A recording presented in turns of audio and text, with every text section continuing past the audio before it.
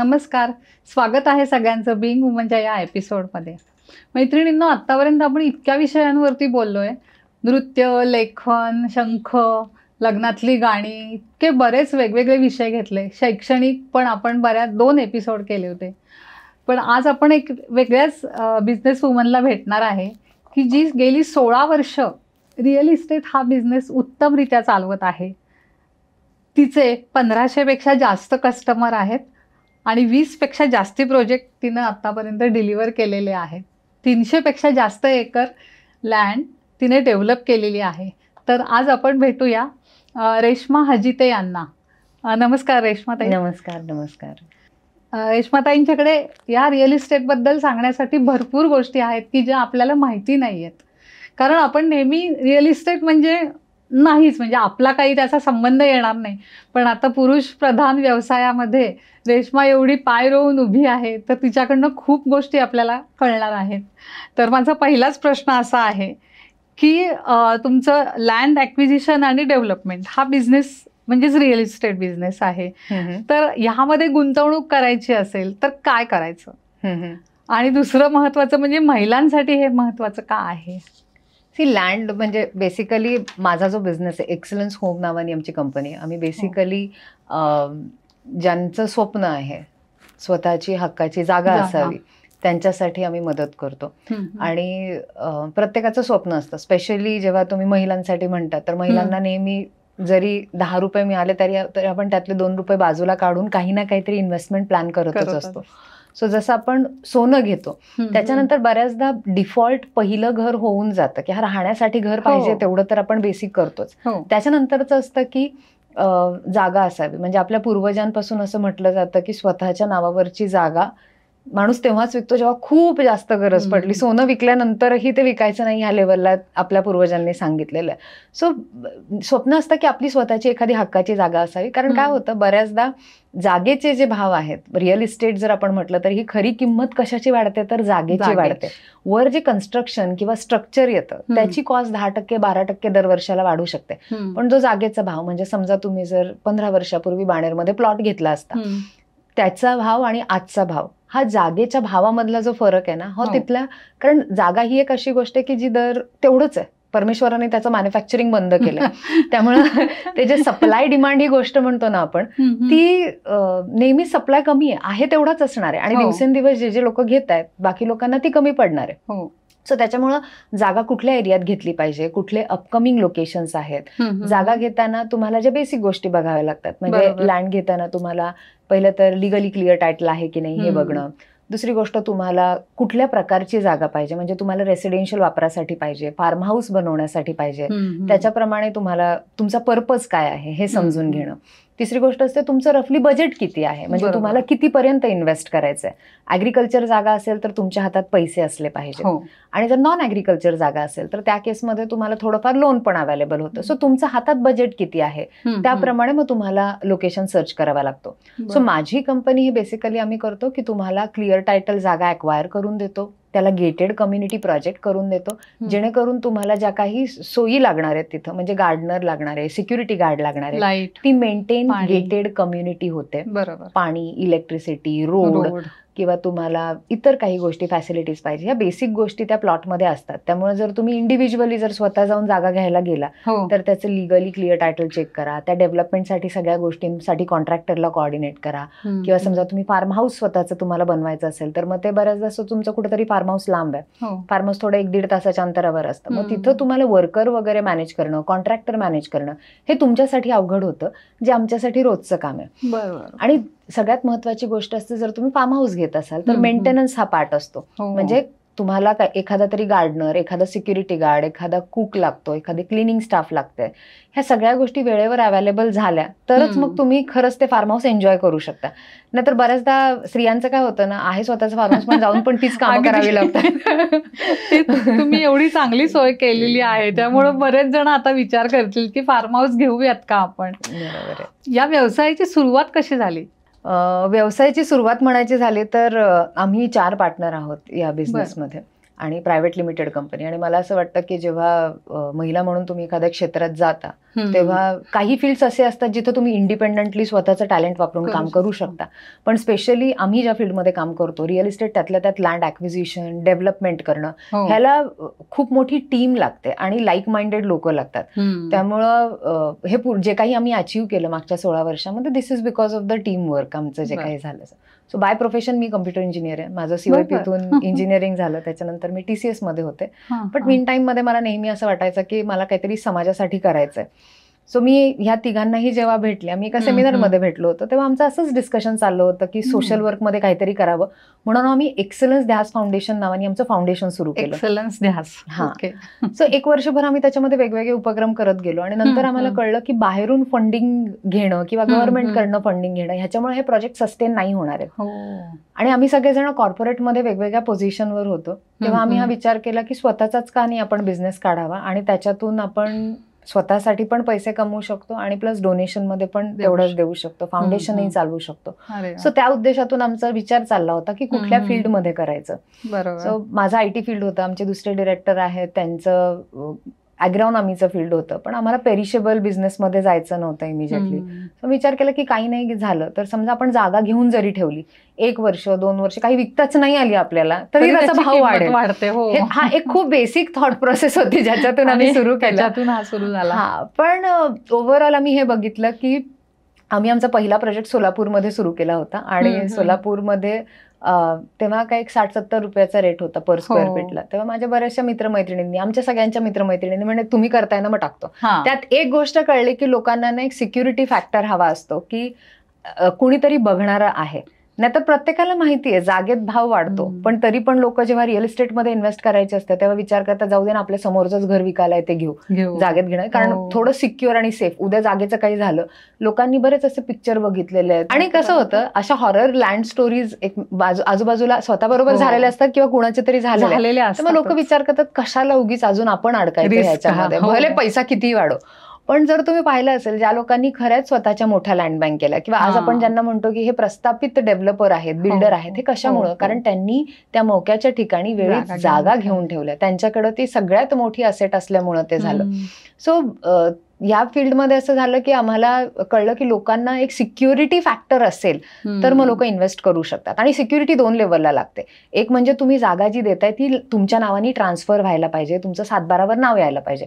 आणि दुसरी त्या प्लॉटची सिक्युरिटी, म्हणजे तुम्ही कधीही गेला तरी त्या प्लॉटच्या बाउंड्रीज तुम्हाला माहिती पाहिजेत. सो आम्ही त्याच्यामुळे काय करतो, गेटेड कम्युनिटीज करायला आम्ही सुरुवात केली.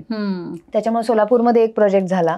पुणे टू हैदराबाद हा एक 6 महिन्यामध्ये एक नॅशनल हायवे डिक्लेअर झाला त्याच्यानंतर 2009 नंतर. आणि मग बऱ्यापैकी आमच्या क्लायंट्सना त्यांना चांगले रिटर्न्स मिळत होतं. ते म्हणे की अरे पुणे मुंबईमध्ये आपल्याला काय 100-200 रुपयात काही मिळणार नाही, आपण इथंच पैसे टाकू. सो दॅट्स हाऊ सोलापूरमध्ये सेकंड प्रोजेक्ट आम्ही केला.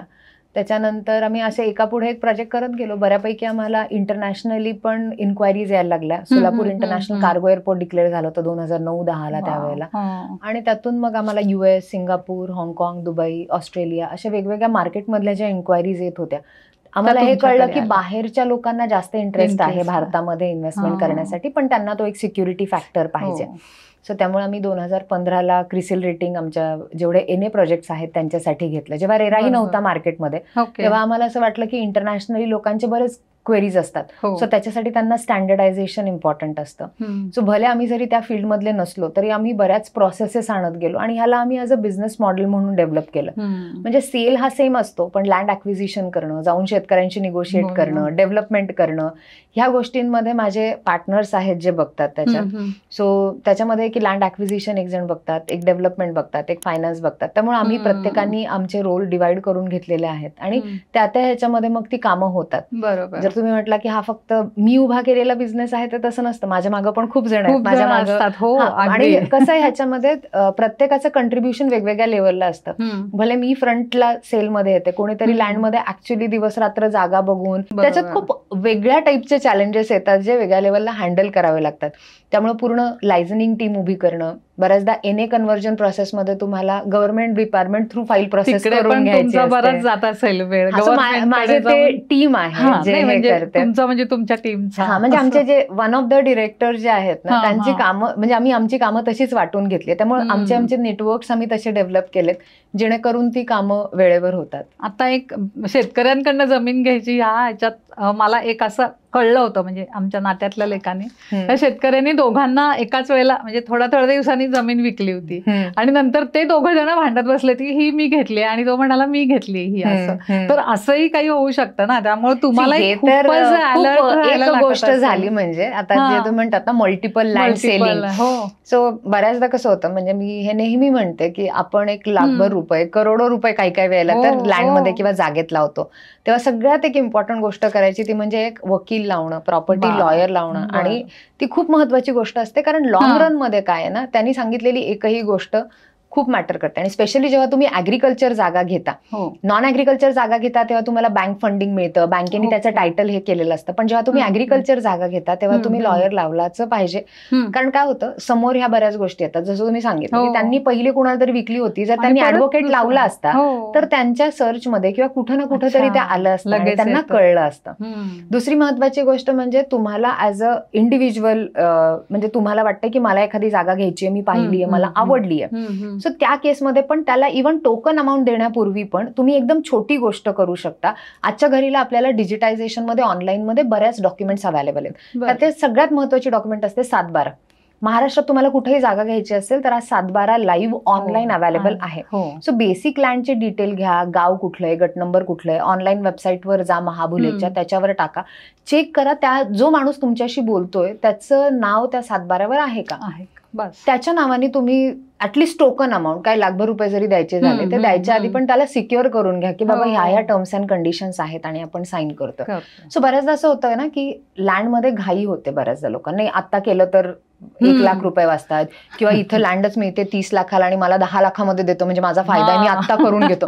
लोकांना असं वाटतं मला काहीतरी अलादीनचा चिराग मिळाला आणि मी आता नाही केलं तर माझ्या हातून जाणार आहे. त्याच्यामुळे बऱ्याचदा लँड ट्रान्झॅक्शन फसतात. आणि लॉयर नीट लावले, तुम्ही अपॉइंट केले तर ह्या गोष्टी व्यवस्थित होतात.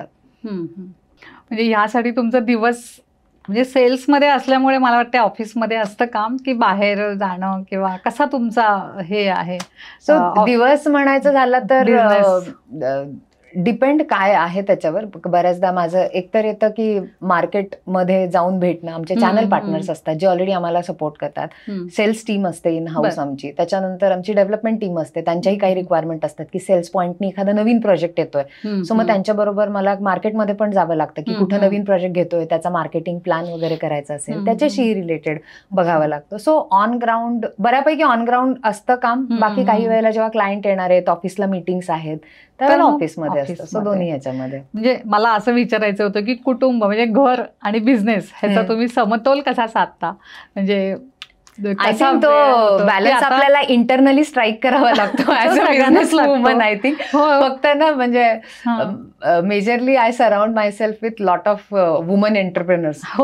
काय होतं ना, बऱ्याचदा आपल्या आजूबाजूच्याच स्त्रियांच्या एक्सपिरियन्स मधून आपण शिकतो आणि आपण एकमेकींसाठी खूप चांगल्या गाईड होऊ शकतो. म्हणजे माझी फर्स्ट डिलिव्हरी झाली होती तेव्हा माझी मैत्रीण म्हणाली होती की शेमलेसली तू ना गिल्ट फ्री डेलिगेशन चालू कर. म्हणजे हे मी माझ्या सासूला कसं सांगू किंवा हे मी माझ्या आईला कसं सांगू किंवा माझ्या नंदेला काय वाटेल. नाही, जस्ट तुला वाटतंय की मला आता वेळ पाहिजे आणि मला हे काम करायचं, तू सांग. बऱ्याचदा काय होतं आपण ते बोलत नाही आणि त्याच्यामुळे आपल्याला असं हे माझंच काम आहे, हे मीच केलं पाहिजे, सून म्हणून, मुलगी म्हणून, मग ते सगळे बर्डन, बायको म्हणून ते सगळे बर्डन घ्यायला होतं. सो एक्सपेक्टेशन क्लॅरिटी ही एक गोष्ट आहे जे मला हे पाहिजे, ह्या गोष्टी मी 10 करते, ह्या 2 गोष्टी तू कर, ह्या 2 गोष्टी तू कर, हे जर आपण डिव्हिजन करायला गेलो ना तर इट बिकम्स त्यांच्यासाठी पण ते लाईफ इझी होतं. एक्झॅक्टली. आम्ही एक पॉडकास्ट केलं होतं त्याच्यामध्ये तुम्ही सपोर्ट सिस्टीम ठेवा तुमची, स्वयंपाक हे सगळ्याला तुम्ही सपोर्ट सिस्टीम म्हणजे वर्किंग आपण जर असू ना तर आपल्या मागं there is a army of woman असलीच पाहिजे आणि ते आपण क्रिएट केली पाहिजे. ती इकोसिस्टीम करणं हे सगळ्यात मोठं आपलं इम्पॉर्टंट काम आहे. बऱ्याच गोष्टी आपण स्वतः काय काय चांगलं, म्हणजे मला स्वयंपाक करायला आवडतं पण मला वेळ असेल तेव्हा. So it should be like a hobby पण मग तुम्हाला जर ते कंपल्शन होत असेल, तुमच्या बेसिक गोष्टी त्याच्यामुळे हॅम्पर होत असतील, तर मग it should be delegated. So माझा कोर फॅक्टर काय आहे, मला कुठं आनंद मिळणार आहे ते डिसाईड करून त्याच्यावर आपण काम केलं तर इट बिकम्स इझी ऍक्च्युअली. हे सगळ्यांनी जरा लक्षात ठेवायला पाहिजे. सपोर्ट सिस्टीम आणि डेलिगेशन या दोन्ही गोष्टी अगदीच करायलाच पाहिजेत. आपण असं बऱ्याच वेळेला बघतो, एखादी महिला जर जेव्हा उद्योजक व्हायचा, म्हणजे आमच्या उद्योजक महिलांसाठी तुम्ही थोडासा हे द्या, एखादी महिला जेव्हा उद्योजक व्हायचा किंवा उद्योग चालू करायचा, एखादा बिझनेस निर्णय घेते, तर तिने तिचा व्यवसाय वाढवण्यासाठी कुठल्या स्टेप्स घ्यायच्या, म्हणजे तुमच्या ह्याच्यावरून एक अनुभवावरून असं मला वाटतंय. ओके, म्हणजे पहिली गोष्ट तर ही आहे ना, मला असं वाटतं की आपला जो काही व्यवसाय आपण सुरू करतोय तो का सुरू करतोय हे खूप महत्वाचं असतं समजायला. म्हणजे आता मी माझ्या एका मैत्रिणीशी बोलत होते, ती टूर्स ट्रॅव्हल्स ह्याच्या बिझनेसमध्ये, तर ती मला सांगत होती की मला असंच काही असाइनमेंट आल्या होत्या ज्याच्यामध्ये मला ऍक्टिंग करायची होती किंवा हे होतं. सो मी तिथं गेले, त्यांनी ऑडिशन झालं, मी तिथे सिलेक्ट पण झाले, 2-3 सिरियल्स आणि हे केले आणि त्याच्यामध्ये चांगले रोल्सही होते पुढं.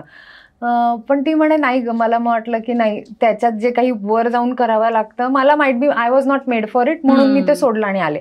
So my next question was like की जर सपोज तुझा जो टूर्स अँड ट्रॅव्हल्सचा बिझनेस आहे, त्या लेवलला तुला जर टफ काहीतरी वाटलं की माझ्यासमोर खरंच एवढी मोठी अडचण आली, तर तू स्टेप बॅक नाही करणार, because that's your on business. जसं आपण म्हणतो ना, आपलं स्वतःचं बाळ आपण गिव्हअप नाही करत, भले आपण त्याला रागवू, हे करू ते करू, but we never give up, because आपल्याला जे काही करायचंय that's where we want to do it for, की त्याच्यासाठी काहीतरी भलं व्हावं ही इच्छा असते. So I think every business deals with the problem solving. काही ना काहीतरी त्या समोरच्या माणसाचा प्रॉब्लेम आहे. आज तुम्हाला लँड घेण्यामध्ये प्रॉब्लेम येतोय, तिथं मी तुमचा प्रॉब्लेम सॉल्व्ह करते. आज माइट बी एखादी लेडी जी डिप्रेस झाली आणि जिला काहीच करावं सुचत नाहीये, तिथं she is watching your podcast and getting motivated. So you are solving the problem. How big the problem you are solving ना, that's how people can connect with you. So बऱ्याचदा आपल्याला ते दाखवावं लागतं की मी जो प्रॉब्लेम सॉल्व्ह करतेय, हा प्रॉब्लेम खरंच प्रॉब्लेम आहे का, आहे. पहिलं तर हा प्रॉब्लेम आहे. आज वुमन डिप्रेशन मध्ये आहे का, आहे. पोस्टपार्टम डिप्रेशन, ह्या त्या गोष्टी बोलल्या जातात का, जातात. पण ह्याला आपण किती समोर येऊन बोलतो, किंवा किती आपल्या सारख्या बायकांना ऐकल्यानंतर जर कोणी मोटिवेट होत असेल तर it's a good thing actually. So त्या केसमध्ये मला असं वाटतं की नेक्स्ट लेवलला बिझनेस घेऊन जाण्यासाठी पहिल्यांदा आपला तो वाय स्ट्रॉंग असावा लागतो, की काही झालं तरी मला हे सोडण्यासाठी केलंच नाहीये, कारण मी एवढा मोठा प्रॉब्लेम सॉल्व्ह करतेय, आणि मी जर नसेल तर हा प्रॉब्लेम सॉल्व्ह होऊ शकणार नाही. सो आज मला जर कोणी सांगितलं तर माझे 1550च्या आसपासचे क्लायंट्स आहेत, तर every client is like a unique story for me. Tell you, म्हणजे 2009ला आमच्या सोलापूरमध्ये प्लॉटिंग चालू होतं, तेव्हा एक 2.5 लाखाचा तेव्हा प्लॉट होता, 2000 स्क्वेअर फीटचा. तेव्हा आम्ही पेपरमध्ये ऍड द्यायचो, तर त्या मॅडमचा मुलगा एक दिवस आधी येऊन गेला, त्यांनी सगळे डिटेल बघितले, आणि नेक्स्ट डेला ऍक्च्युअली लिटरली जेव्हा त्या आल्या ना, तेव्हा त्यांनी असे पदरामध्ये पैसे ठेवले होते, आणि त्या माझ्या म्हणजे केबिनमध्ये येऊन बसल्या, आणि बसल्यानंतर त्या रडायला लागल्या. म्हणजे मला 2-3 मिनिटं काही सुचलंच नाही ते काय झालंय तर. त्याच्यानंतर त्यांनी असा उघडला पदर आणि कॅश अशी समोर ठेवली, आणि त्यामुळे रेश्मा, हे माझ्या आतापर्यंतचे सेव्हिंग्सचे पैसे आहेत, मला जागेत जिथं मला राईट पोझिशन मिळेल, माझ्या नावाने हक्कानी जागा होईल अशा ठिकाणी लावायचे. आणि ती बाई विश्रांतवाडीमध्ये रद्दी विकत होती, त्याच्यातून तिनं ते पैसे सांभाळले होते आणि ती घर चालवत होती त्याच्यावर. सो कसं असतं, प्रत्येकाचं काही ना काहीतरी स्वप्न असतं, आणि ते आपण आपल्या स्किलसेटमुळे काय करू शकतो. सो त्यांनी केलेले 2.5 लाख रुपये किंवा दुसरे कोणी केलेले 20 लाख असतील, त्या प्रत्येकाची एक रिस्पॉन्सिबिलिटी असते ह्याच्यामध्ये. सो आपल्याही बिझनेसमध्ये जेव्हा तुम्ही म्हणता की आपल्याला नेक्स्ट लेवलला स्केल करायचं असेल, तर आपले बऱ्याचदा एक्झिस्टिंग क्लायंट्स हे आपल्याला काय फीडबॅक देतात. जसं मी तुम्हाला सांगितलं, आम्ही NA प्लॉट पासून सुरुवात केली, मग नंतर कोविड आला. कोविडमध्ये आमच्या बऱ्याचशा क्लायंटनी सांगितलं की आम्हाला फार्म हाऊसेस पाहिजेत, किंवा आम्हाला फार्म हाऊससाठी जागा पाहिजे, कारण तुम्ही पाहिलं असेल तर कोविडमध्ये लोकांना असं झालं की निसर्गाच्या जवळ जाऊ, फॅमिली बरोबर टाइम स्पेंड करायला पाहिजे, मुलांना ते थोडंसं होम गार्डनिंग, किचन गार्डनिंग पाहिजे, आणि त्याच्यानंतर सेल्फ टाइम, मी स्वतःला वेळ द्यायला पाहिजे. ह्या सगळ्या गोष्टी खूप जास्त प्रमाणात यायला त्याच्यात लागल्या. अजून एक भर पडली म्हणजे वर्क फ्रॉम होम. हा, म्हणजे मी बसून कुठूनही काम करू कुठूनही शकते, काम मग करू काय फरक शकते. पडतो, इथंच हो. कशाला राहायला पाहिजे, मी राहायला. फार्म हाऊसवर जाऊन राहीन, हे यायला लागलं. सो 2020 नंतर आम्ही एंड टू एंड फार्म हाऊसचं मॉडेल आमचं सुरू केलं, जिथं लँड अक्वायर करणं, त्याच्यावर डेव्हलपमेंट करून देणं, त्याच्यामध्ये फार्म हाऊस बनवणं वेगवेगळ्या टाईपचे, आणि लोकांना काहीतरी असं इनोव्हेटिव्ह पाहिजे असेल, लाईक ग्लास हाऊस बनवलं, झोपून तुम्ही वर तारे बघताय, किंवा मग असं काहीतरी डोम शेप स्ट्रक्चर बनवलं, ज्याच्या समोर बसल्या, डेकवर बसल्यानंतर तुम्हाला समोर जकुझी मधून वॉटर व्ह्यू दिसतोय, समोर डॅम दिसतोय. लोकांना असं काहीतरी वेगळं पाहिजे असतं. हे मुळशीमध्ये, मुळशी लोणावळा रोडला माझी एक साईट आहे, तिकडे बघायला यायला पाहिजे. नक्की नक्की, आपण एक पॉडकास्ट तिकडं करू. अगदीच. सो लोकांना ना असं काहीतरी वेगळं हवं असतं, आणि त्यांना ते जाऊन मार्केटमध्ये सर्च करायला, ते लँड घ्यायला, लँड घेऊन त्याला डेव्हलप करायला, त्या बनवण्यासाठी, फार्म हाऊस बनवण्यासाठी जे वेंडर्स लागणार आहेत ते सर्च करण्यासाठी, ह्या सगळ्या गोष्टींमध्ये वेळ जातो. आणि कधी कधी असं होतं की काही लोकांचं ते स्वप्नच पूर्ण नाही होत. 80% लोक लँडमध्ये चीट होतात. उरलेले 10% लोकांना ऍक्च्युली कन्स्ट्रक्शन करता येत नाही. आणि जे करतात, माझ्याकडे असेही काही क्लायंट आहेत ज्यांचे स्वतःचे फार्म हाऊसेस आहेत, पण बायकोला जेव्हा केव्हा घेऊन जातात, तिचा अर्धा वेळ ते साफसफाई आणि तिथं कुकिंग स्टाफ नाही मिळाला त्याच्यामध्येच जातो. सो ऍक्च्युअल एन्जॉयमेंट हा पॉईंट होत नाही. सो त्याच्यामुळे त्यांना जो सपोर्ट सिस्टीम, स्टाफ लागतो, मेंटेनन्स लागतं, हे जर एका ह्याच्या अंडर मिळालं तर तुम्ही प्रॉब्लेम सॉल्व्ह करता. सो तुमचा जो प्रश्न होता की आपण स्केलअप कसं करायला पाहिजे, तर मला असं वाटतं की एकतर आपली इंटरनल सिस्टीम बिल्ड करायला पाहिजे. ज्या गोष्टी आज आपण डे टू डे रुटीन मध्ये येतात त्याला आपण सिस्टीम मध्ये टाकू शकतो का, डेलिगेट करू शकतो का, आपण स्टाफ अपॉइंट करू शकतो का, ज्या गोष्टी आपण करतोय त्या. आणि सेकंडली ऑब्व्हियसली मार्केटिंग करणं इज अ वन थिंग. तुम्ही बोललं पाहिजे, तुमच्या नेटवर्क जेवढं वाढत जाईल तेवढ्या गोष्टी त्या इझिली वर्कआउट होतात. नेटवर्किंग एक महत्वाचं आहे त्याच्यामध्ये. आय थिंक आपल्यासाठी तर स्पेशली स्त्रियांसाठी आपल्याला बोलायला आवडतं. So I think we can be a very good, आपण ज्याचे प्रॉब्लेम्स जे आपण सॉल्व्ह केले तेवढं जरी मार्केटला समजून सांगायला लागलो तरी पण तेवढं इनफ होतं ऍक्च्युली. बरोबर. आता आपण असं बघतो की कितीही महिला किती मोठी असेल, मोठी उद्योजक असेल, तरी तिचा पैसा आणि त्याच्यात गुंतवणुकीबद्दलचा निर्णय तिचा नवराच घेतो. बहुतेक वेळा बायका स्वतः गुंतवणुकीचा निर्णय घेत नाहीत. म्हणजे एखादी आता मगाशी सांगितलेली असेल एकटी बाई, तीच पैसे देते आणि नाही मला माझं घर पाहिजे, किंवा मी इतके दिवस अशी आहे. तर मग त्यासाठी आपण काय करू शकतो? म्हणजे बायकांचं थोडंसं काय मनोबल वाढवायला पाहिजे की नाही मी इन्व्हेस्ट करणार, काय होईल तर होईल, किंवा असं, किंवा तुमच्यासारख्या एखाद्या रिअल इस्टेट वाल्यांकडे आल्यावरती तिचं स्वप्न एखाद्याला पूर्ण होऊ शकतं. तर काय म्हणजे बायकांची गुंतवणूक आणि तिच्या नवऱ्याचा मध्ये असलेला अडथळा म्हणजे त्यांना नाही चालत. त्यांना वाटतं की बायकांना कोणी फसवेल किंवा चुकेल असं. तर आता आपण हे उदाहरण असं बघूयात, एखादं आहे का?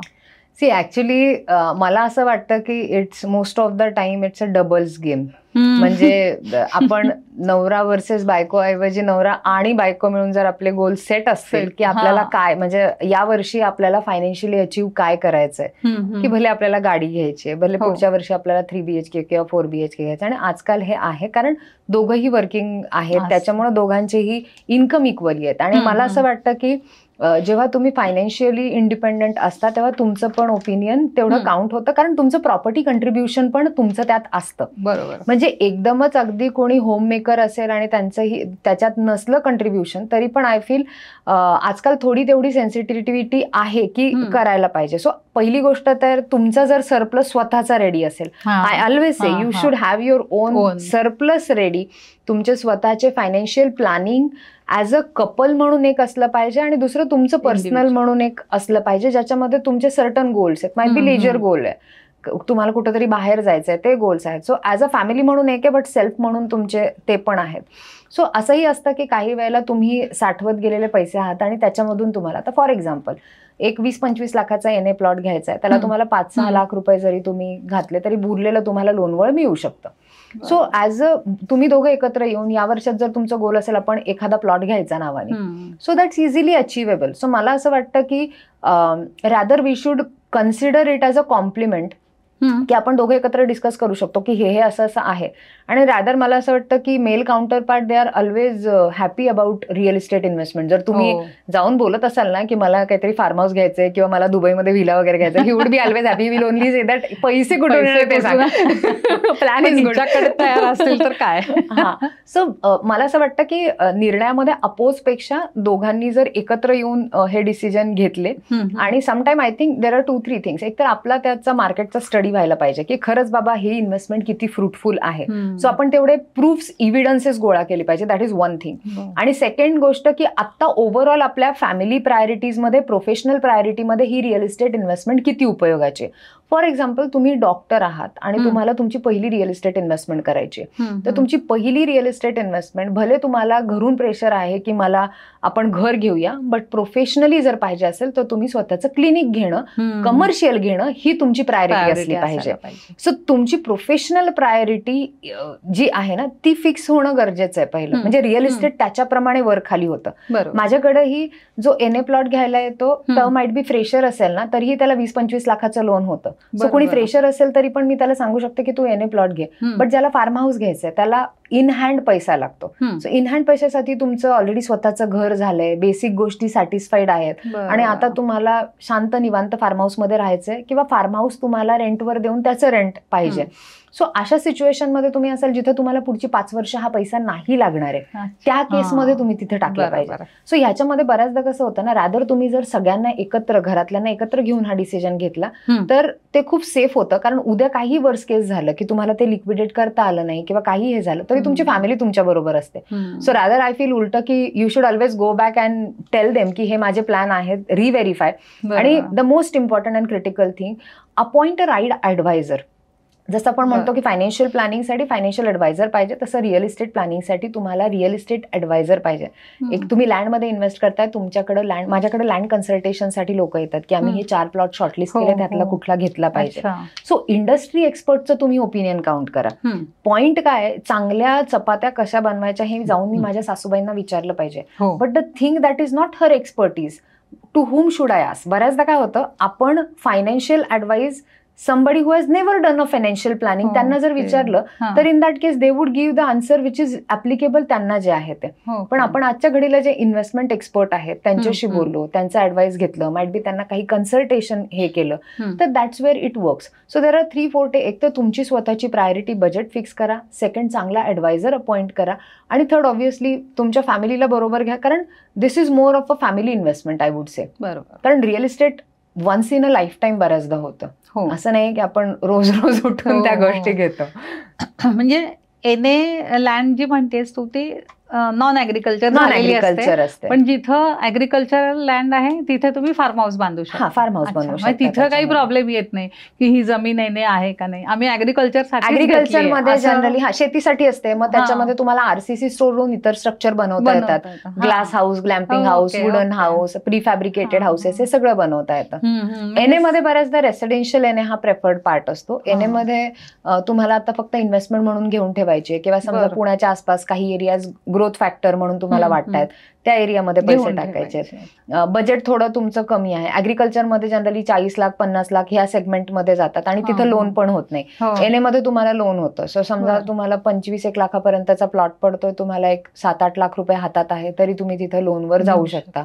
सो बऱ्याचदा असं होतं की लोकांचे आता होम लोन संपत आलेत आणि त्यांना टॉपअप मिळत असतं. सो ते विचार करतात की आता चला सवय लागली आहे ना होम लोनची, तेच आपण प्लॉटमध्ये पण फिरवू. असंही होतं एका सर्टन ह्याच्यानंतर. इन्व्हेस्टमेंट पण होते, एक असेट पण क्रिएट होते.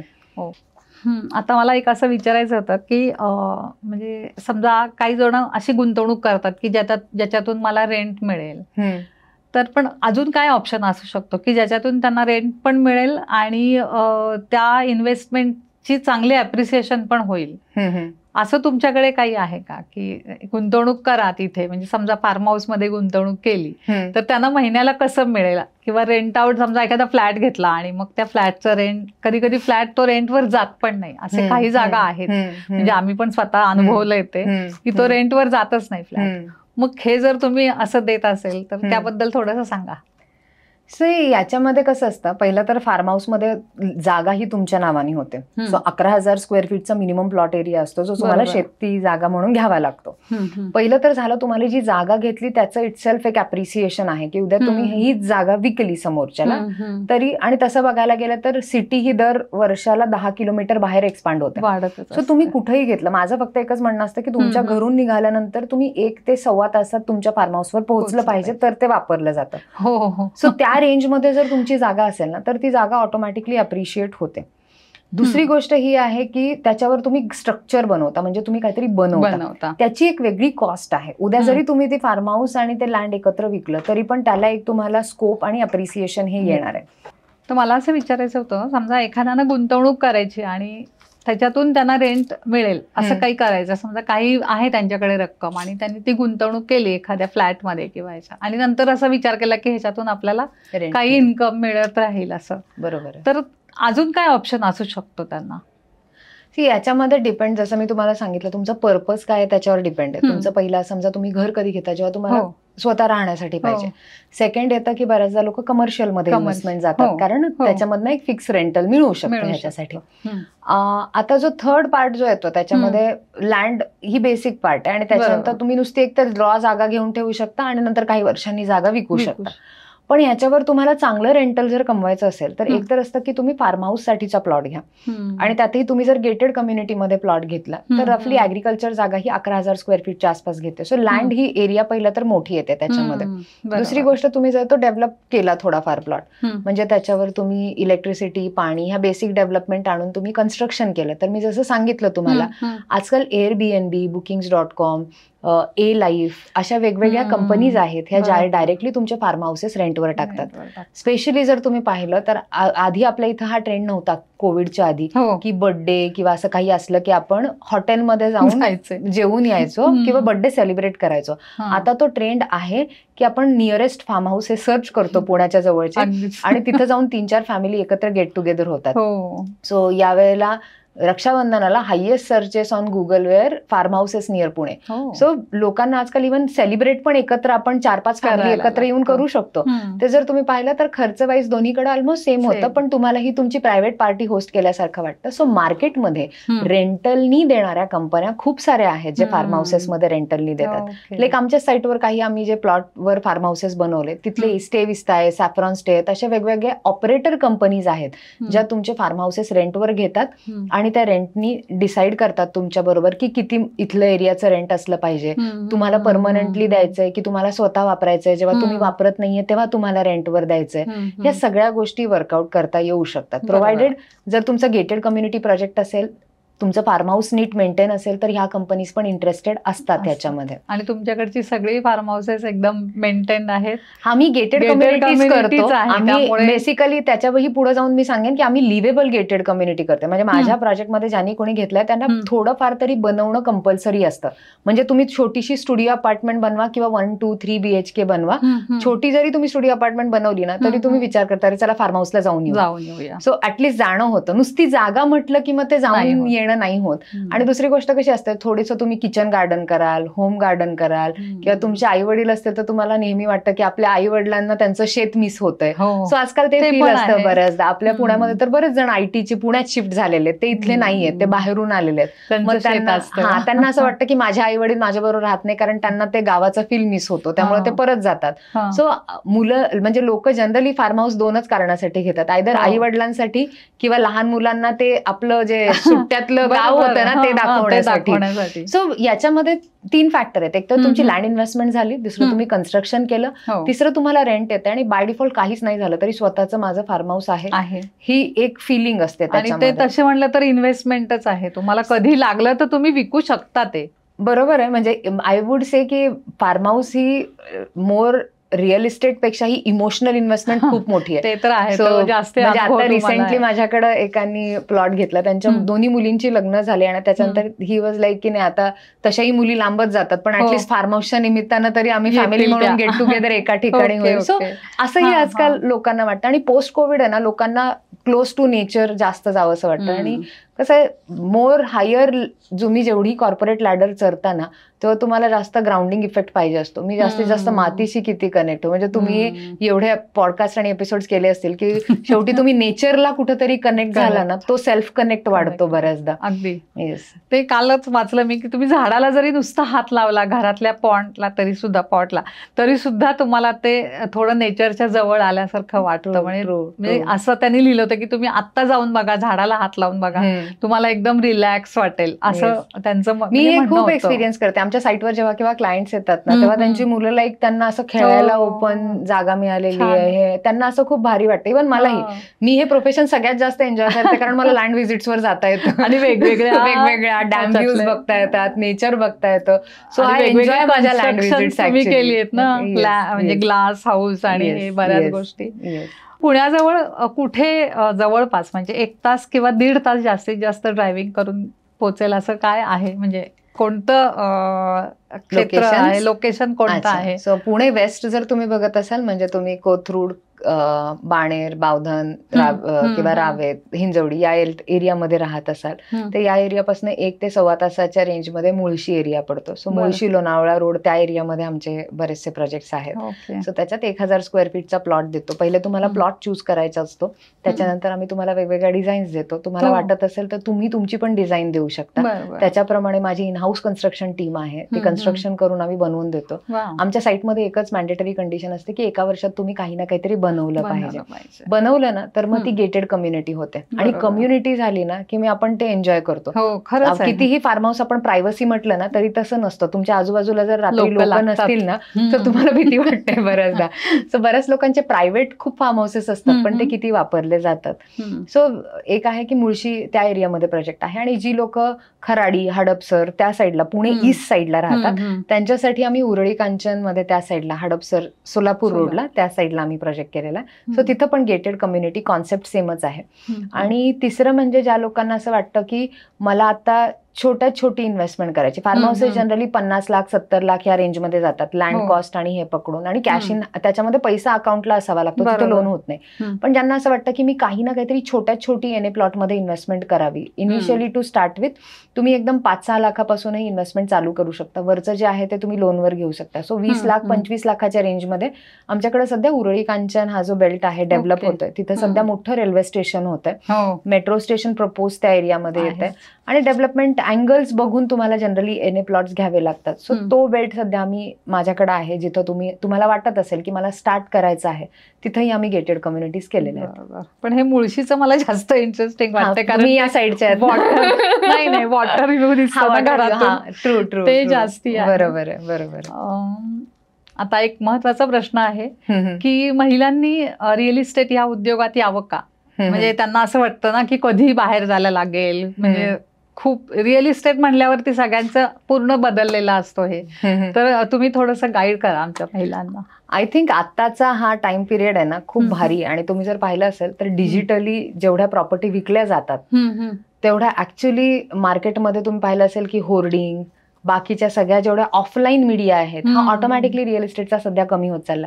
सो तुमचे बोलायचे स्किल्स चांगले असतील, तुम्हाला छान शूट करता येतंय, तुम्ही चांगल्या पद्धतीने समोरच्याला सांगू शकता, आणि आय फील आपल्यामध्ये ते डिफॉल्ट सेटिंग असतं बायकांमध्ये की आपण रिलेशन चांगले सेट करतो, आणि दुसरी गोष्ट आपल्याला समोरच्या माणसाला काय पाहिजे हे समजून घेण्याची कला असते.